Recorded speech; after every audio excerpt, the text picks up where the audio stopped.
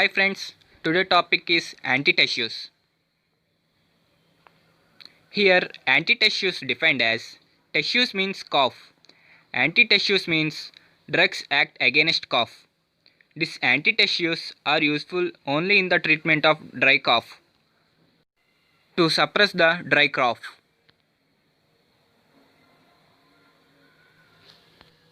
Okay, now let me tell you about the mechanism of the anti-tussives.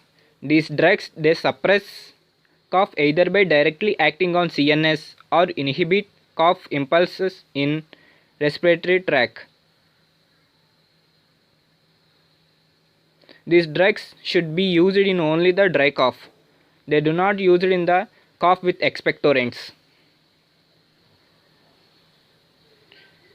This dry cough is seen in the case of fluid disorders and interstitial lung disease. Next, classification. The antitussives are classified into three types. First, centrally acting drugs. Second, peripherally acting drugs. Third, drugs acting on both centrally and peripherally. Okay, first we will discuss about the centrally acting drugs. They suppress the cough centers in the CNS. It increases the threshold of cough. Generally, centrally acting drugs are furtherly divided into three types. In that, first one is opioid. Examples codeine and folcodeine.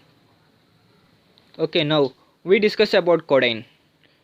It is an opioid alkaloid and its action also similar but less potent than morphine. It is effective in cough suppression. Mechanism action of codeine. They depress cough reflex in the medulla. Adverse effect: constipation and mild sedation. Uses of codeine. It is used in the cough and in diarrhea. Next, dosage and route. Codeine 10 to 30 milligrams, folcodeine 10 to 15 milligrams orally. Next, non-opioids. Examples dextromethorphan and clofidinol. We discuss about the dextromethorphan. It is a synthetic compound and a dextroisomer of methorphan. It is a centrally acting non-opioid anti-tussives. Mechanism action of dextromethorphan. They depress cough reflex in the medulla. Adverse effect: nausea, dizziness, headache. Uses: used in the dry cough. Next, dose and route. Dextromethorphan 10 to 20 milligrams and noscapine 15 to 30 milligrams orally. Last category of CNS acting drugs, antihistamines. H1 antihistamines are used in some cough formulations. They do not suppress the cough centers, but they are used in the patient who suffer from sleepless night with cough. Second class is peripherally acting drugs. In that, first category is demulcents. They suppress the cough by forming a protective layer over the sensory receptors on pharynx. Example honey, Vasica, licorice. The second category is local anesthetics. The important points of local anesthetic is they reduce the sensitivity of sensory receptors for cough. They are used in nebulize from the to suppress cough during bronchoscopy and pharyngeal examination. Example lignocaine.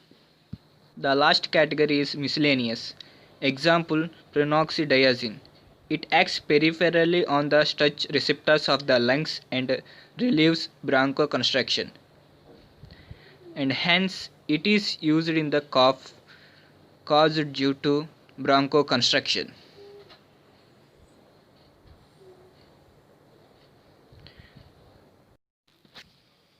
Next, mechanism. Depresses peripherally cough reflexes. Next, adverse effect. Mild and infrequent. Uses. It is used in dry cough. Next, dose and route. 100 to 200 milligrams orally. Thrice in a day. The third class is drugs acting on both CNS and peripherally. Example benzonatate. It is structurally related to the procaine. It acts on the both cough centers in medulla and also in the stretch receptors and cough receptors in lungs. Next, mechanism. Depresses the central and peripheral cough. Adverse effect: nausea, headache. Uses: it is used in only dry cough. Dose and route: 100 to 200 milligrams orally, thrice in a day. Okay friends, if you like this video, don't forget to hit on the like button and please subscribe my channel.